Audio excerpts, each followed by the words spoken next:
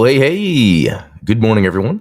Happy New Year's Eve. Welcome to the BlueGamer Bluecast Morning Show. I'm your host, Adam Blue, third plus your video game enthusiast and interesting analyst. And today for 12/31, New Year's Eve 2025, I'll run through the latest gaming news, what I've been playing, etc., etc. I hope everyone's been having a good week. We are it. This is it. This is the final day of the year, and this year has gone by super fast. Let me check something. Okay. Anyway, this year's gone by really fast. I played a lot of games, but also I didn't watch a lot of TV or movies, so it's kind of an interesting trade off when that happens. A lot has gone on. I think it's pretty amazing that I'm streaming nearly every morning, Monday through Friday. I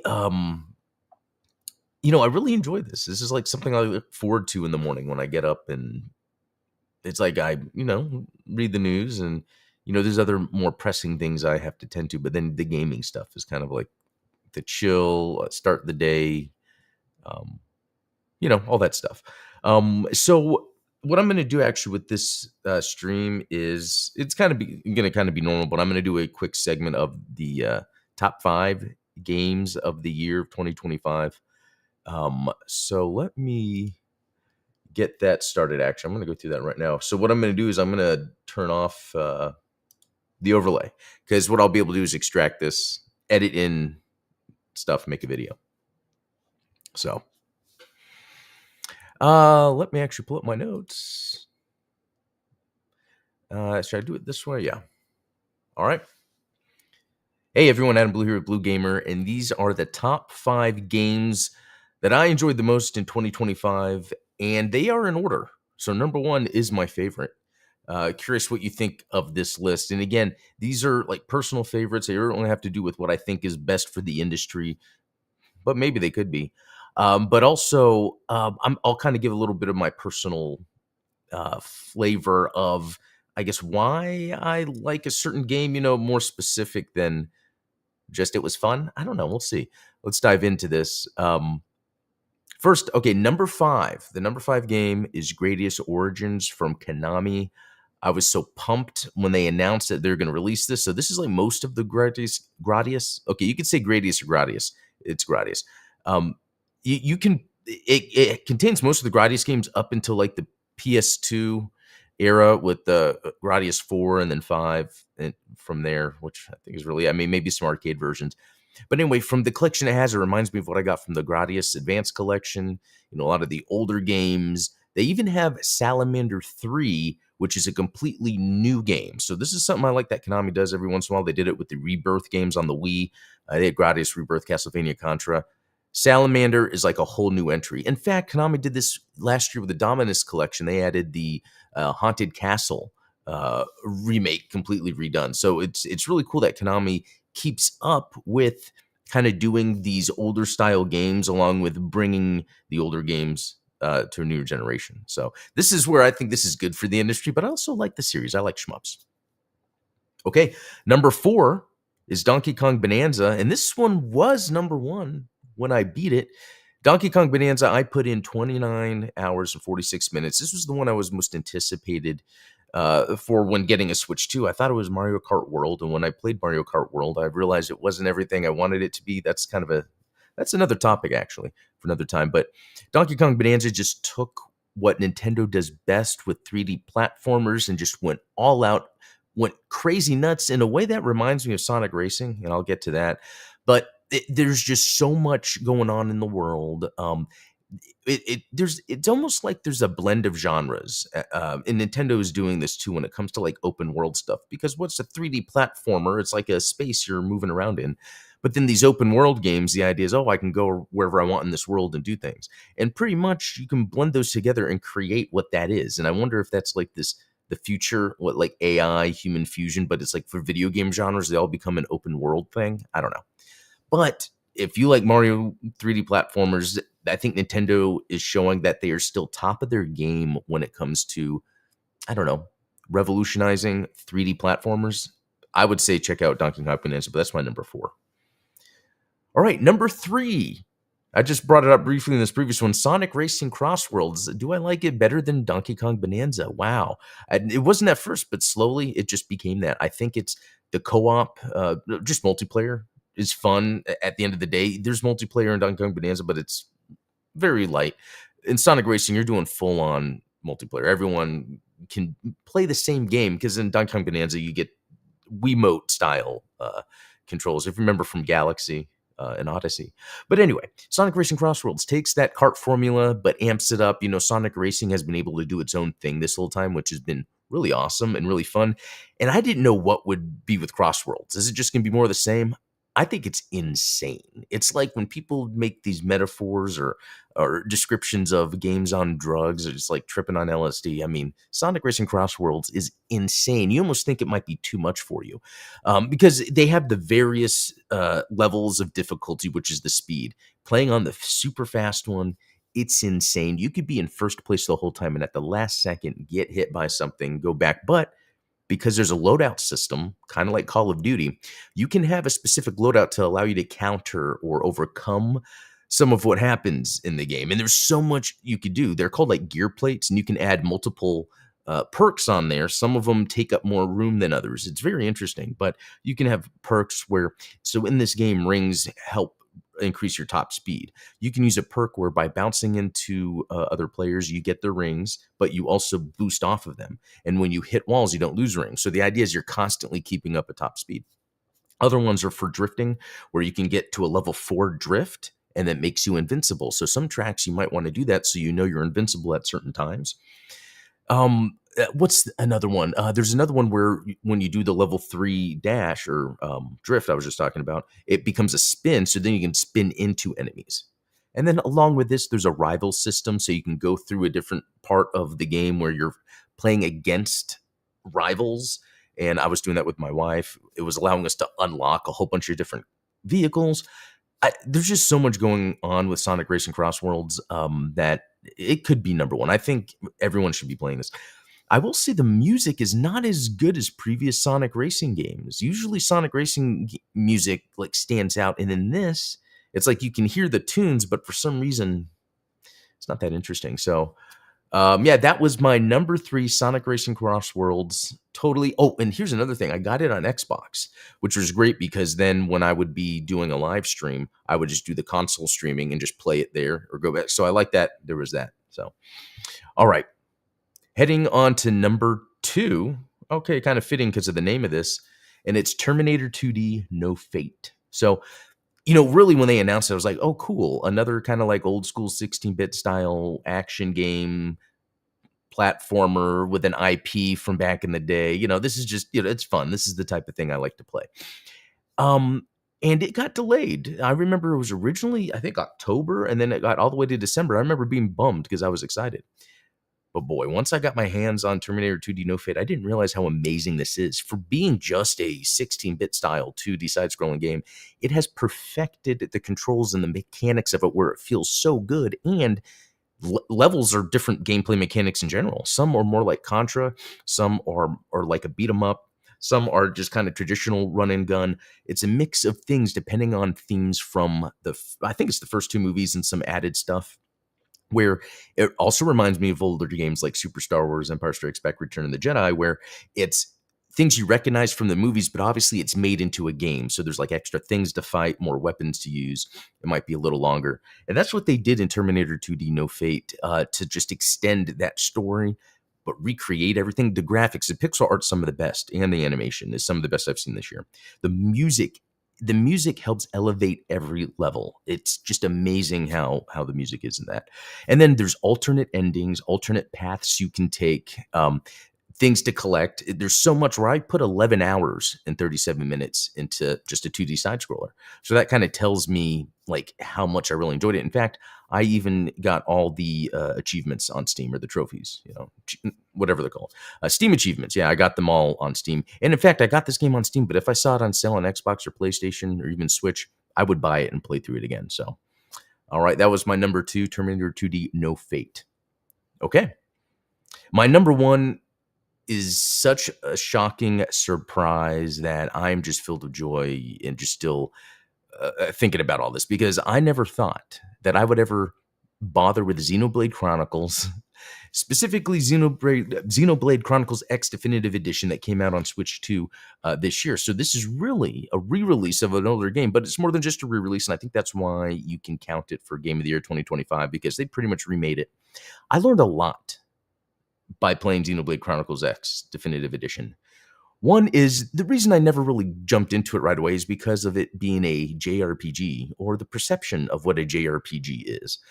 I remember not only this, but there was that Daemon X Machina that was on Switch, and I was like, oh, I'd want to play a mech game like that. And then I played it, and I was pretty underwhelmed. And the newer one seems a little cooler. But anyway, with Xenoblade Chronicles, it was another thing of that. I was like, well, this is a mecha game. I heard you don't get your mecha until about 20 hours in, and it's a JRPG. I'm probably not going to like it. Well, certain things would happen throughout the year. One, getting a Switch 2, I was like, well, I would like to play this on Switch 2. And then I came across a deal where it was like $40, and I went to order it, but then it got canceled. And I was like, when this was earlier in the year, and I was like, wow, I'm going to be playing this. And then it just, again, I moved on. And then near the end of the year here, I saw it again on sale for 40, picked it up, and I was surprised. Okay, so first of all, with this game, you don't even need to call it a JRPG.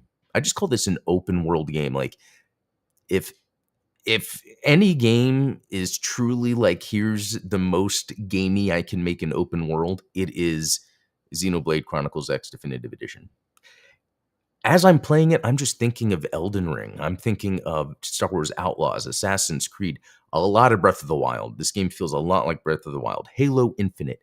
It takes everything every open world game does and slaps it together, respecting your time. There are so many mechanics, but each one isn't necessarily, not that they're not deep, but they respect your time. For instance, there's probably more fast travel points in this game than all open world games combined. Is that true? I don't know.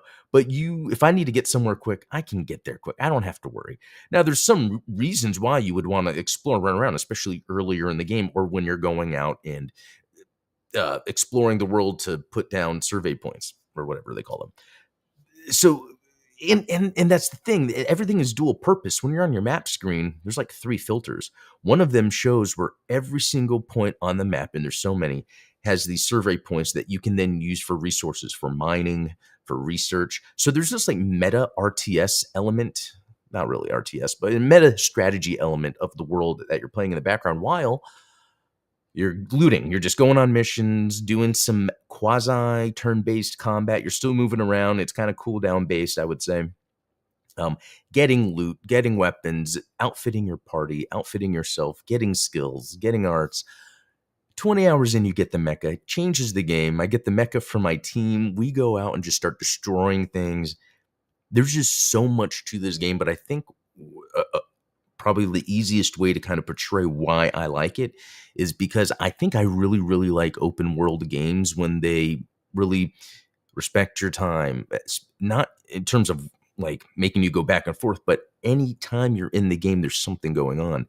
And Xenoblade Chronicles X does that perfectly. If I was to complain about anything, the story is interesting. Kind of don't care as much even as it goes, and sometimes story things happen that are just super like fantastical and outrageous, and I don't buy it, and it's just like, okay. I think that's one element, because when I play something like Elden Ring or Bloodborne, even though there's minimal story, there's enough of the atmosphere that kind of keeps me on edge. I don't feel on edge on Xenoblade at all. I think the most interesting story elements are just the character banter between things. Almost like you're watching Power Rangers, and just this week you want to see your friends out, going out fighting and talking to each other. It's almost like the world doesn't matter. It's just the day-to-day with the characters you're with. So, and that could just be me personally. But anyway, so that's it. That's the top 5 games of the year of 2025. Let me know what you think of what yours are. I think mine are interesting. But yeah, I'll have a follow-up video on some other games I've liked. But until next time, thanks for watching. All right, guys. Yeah, so thanks for letting me do that real quick. Just because then I can cut that out and make that a video. There we go. Okay, get back to chat. Hey, Zionic Shadow. That's cool to see you. But Jamkill X, Ultronymous. I'd love to go through this chat later. That's a lot of cool chat. Yeah, curious what you guys think of all that. I'm gonna cut that and add gameplay into a video. So I'll show like the gameplay of the games I'm talking about, and that's why this screen didn't have the graphics, so that I can cut me just talking every once in a while. But curious what you guys think. Again, I am shocked. Xenoblade Chronicles X is as good as it is. I can't wait to finish it because then I'm gonna go and play the others. I pre-ordered Code Vein 2 yesterday. That's another one I have that I want to play and beat, and it kind of has this similar flair. It's this sort of quasi-anime but video game. I don't know. Okay, I wanted to show you guys something. So I was just talking about the game of the year. I'm going to make a video of that. But I wanted to show off other games that I played throughout the year I put a lot of time in. Number one is this Mobile Suit Gundam Seed Battle Destiny Remastered. This is a really fun game. It was where I didn't even get all the achievements. That's weird. I should go back and actually do that. I wouldn't mind doing that. Yeah, this is weird. Isn't this a weird one where it only came out on this and Switch or something, or Steam and Switch and not PlayStation? Something weird like that happened. And we still haven't got that follow-up news if they're going to port it somewhere else or something. Yeah. So, let's see. Tempest Rising, 21 hours. That was to go through the campaign and play maybe a little bit of skirmishes. That's 20. That's yours by default. That's cool. Hey, it'd probably be could be in my top 10, top 20. This is probably a top list here, actually. Yeah, it's not on PSN, so that's the weird thing. Like, why did they do that? But yeah, Tempest Rising RTS, just like Command and Conquer and all that, really good. Rise of the Ronin. This is a really good one. I don't know why I didn't finish it. I think there's just so much to it. Yeah, 22 hours. I think it's a little more repetitive than something like Xenoblade Chronicles, because let's say I put 22 hours in Rise of the Ronin, but once I got to hour 20 in Xenoblade Chronicles, then I got the mech, the Skell. And then my team members now have mechs, and we just go out and we just mech it up. I was fighting a tyrant today that I couldn't beat before, and it was just like butter. Ultronymous has some videos on his channel of that. It's funny. Yeah, Rise of the Ronin. I would like to go back to that. I really like the combat. I really like everything about it. Sniper Elite Resistance, 27 hours. Love the Sniper Elite franchise. This game didn't disappoint. So Avowed, 31 hours in Avowed. Avowed was my number one for the longest time. And in fact, I think Xenoblade pushed it out. Even though it wasn't going to be number one, Xenoblade still pushed it out because Avowed and Xenoblade are similar. Avowed, yeah, they are very similar games. There's just more to Xenoblade, more to keep me going. And actually in Avowed, this 31 hours is me beating the game, not doing all the side quests, but I beat the main game. Okay, Godzilla, PS4. This is funny because this, I had it back in the day, sold it, wanted to play it again, and then found out, it's impossible to get. So last year, and I think it was right after New Year's or right before New Year's, I bought it for a lot from someone off of someone local. Was it Facebook Marketplace? Anyway, so this year I put 58 hours and 20 minutes into Godzilla PS4. I still haven't got I'm missing 4 trophies, and I'm working on it. But eventually my goal is to platinum it. Okay, another good game from this year, Shinobi Art of Vengeance. This one is really good. I would almost put it in the top. It's very interesting because between this, Terminator, Ninja Gaiden, Neon Inferno, we had some amazing 2D games. Shinobi's not pixel art. It's 2D, but it's not pixel. I kind of prefer the pixel art look, but the thing about Shinobi is they modernized the heck out of it. Was such a fun game. I put 14 hours into it. It's a side scroller. But it's more Metroidvania. So 14 hours for that, perfect. That was a fun game. So Split Fiction, I only want to bring this up because I like that my wife and I played through this. That I'll always like. We did this with It Takes Two and Split Fiction and Sonic Crossworlds. We put a lot of time this year. Funny, I could put 20 hours into this game and only get 3 achievements. And that's not a big deal. I just think that's funny. And so this game, it's more like a platform, this style of game, because what it's doing is it's double jump dash. So you double jump and then you can dash in the air. And so a lot of it is how do you navigate these worlds by doing a double jump dash. And yeah, there's the left and right triggers that do certain things. A lot of them are physics related, like a pull or a push, some sort of collect or expand, like and so it's between the two characters that are doing it. Like some will pull things to them or some will grapple towards. Anyway, I've noticed that's very common in other, like when I was playing the Smurfs platformers this year, the SpongeBob which is not on here. I need to shout out that game, that SpongeBob Titans game, whatever it's called. Great. But and because of that, for me, Split Fiction was very boring because that's all it was. It was a double jump dash user ability game all the way to the end. It's just that it had this expansive story, lots of elements to the story, interpersonal drama, stuff that I don't care about in games. So if you like that stuff, it has the very basic gameplay to allow you to enjoy that. And I guess just being able to play co-op with my wife again, that was great. So yeah, there was some other games from this year. I tell you how a lot of fun. If we just go down some more, I'll just pick out some stuff. Oh yeah, the Grinch Christmas. I wanted to beat that by Christmas, didn't. There's only just so much I can take of a game like that. It's fun, but yeah, there's Neon Inferno, 2 hours, tons of achievements. Predator Hunting Grounds. That was fun to jump in. Since Killer of Killers and Badlands, it got me back into that, and they added DLC. I had fun jumping back into that. R-Type Delta HD Boosted. I only played 43 minutes. Let's see. Oh yeah, the House Fighters Total Mess. That was a fun game that I got all the achievements on. I thought that was fun. Yeah, so many other little things. Ninja Gaiden 4. I only played an hour and 28 minutes. It's funny how I played through and beat the Ninja Gaiden Ragebound, but not Ninja Gaiden 4.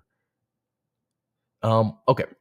Oh, Birdcage. I wanted to grab that. I mean, we could go down this list of the games I played, how much fun I had, et cetera, et cetera. If any of you are interested in certain games I played throughout the year as they came out, if you search on my channel, you'll be able to find a live stream where I may have talked about the game or not. Okay, I think there was some stuff I wanted to... Yeah, something here. So Obsidian, I gotta say, this is a company I didn't really care for because they're more RPG based. But again, everything becomes open world. I think that's what happens. Avowed, Grounded 2, and The Outer Worlds 2 or 3 games that they had come out that did well and that were made well, that you didn't hear crap about. In fact, if anything, maybe they were a little more on the mid side, but they were made well. And Avowed is a perfect example of that. Avowed's not a game I really care about, but I loved playing it. Grounded 2, Outer Worlds 2, I didn't play either one of those, but I would watch videos and see reviews and be like, wow, these are competently made games. You never hear them talked about in a bad way. You always just hear about, oh, it was pretty fun. So that's like a company to look out for. And Tim Kaine, he was a developer originally with Obsidian. He kind of did some early Fallout stuff and Outer Worlds. He had left, but apparently he's back and he's helping them out again. So maybe they saw where there's, they have a thing that they want to really, they really locked in is, I guess, a way to put it, where they can lock into their output. Let's see. Jeff Keighley reveals how Mega Man Dual Override turned up at the Game Awards. So I don't know. It all started when okay. So Capcom was smart. They reached out. Inside were Mega Man plushies, a helmet, and figurines. I would want a box like that. So that's pretty cool. Look at that. So again, smart of Capcom. I think Capcom's a great company, and for them to want to show what they did, I think speaks more to Capcom being excited about this than Kiley, why did I forget his name? Uh, Jeff Kiley going to Keeley. Yeah, why did I don't know. Jeff Keeley going to Capcom and saying, "Hey, you have this going on. Can I just do something cool for the fans?" Yeah, it seems like Capcom is in on this, so I'm really excited about that. Um, oh, so they didn't have to pay several. That's funny. That's funny because I wonder if that's how they do it. You gotta you give Keeley his things, and then he'll just, oh yeah, you don't have to pay $1 million. Okay, 50 plus games added to Xbox Stream Your Own Game. So this is really cool because basically, if it's a game you own, you can now stream it. You don't need what I'm trying to say. Like, it doesn't need to be just part of the cloud streaming. Like, if you own a game, you can stream it. Oh, and some of these it says essential tier, so they must be like a Game Pass game, I guess. Because yeah, they have or it's not that it's a Game Pass game, but you need essential tier in order to stream it, which is still good. Oh, that Nicktoons game is on there. Wow. But I think it was.